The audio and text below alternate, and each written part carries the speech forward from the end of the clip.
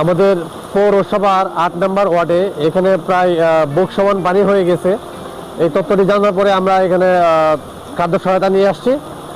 আমরা যারা দেখতে পাচ্ছি, আপনারা দেখতে পাচ্ছেন যে পানি প্রায় বুক সমান হয়ে গিয়েছে।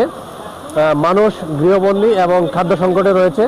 তাদের মাধ্যমে আমরা শুকনো খাবার, চাল বিতরণ করেছি এবং আমাদের ইমার্জেন্সি হিসাবে তাদের পানি শোধনের ট্যাবলেট দেওয়া হয়েছে, তাদের অর্সালাইন দেওয়া হয়েছে।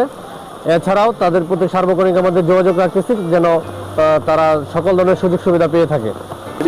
আমরা সকলের প্রতি আহ্বান জানাচ্ছি, আমাদের বোয়ালখালীতে যে যেখানে পানিবন্ধ অবস্থায় রয়েছে না কেন আমাদেরকে জানাবেন। জানানোর সাথে সাথেই আমরা সেখানে তাদেরকে খাদ্য সহায়তা, তাদের রেস্কিউ, সকল ধরনের ব্যবস্থা আমরা করব।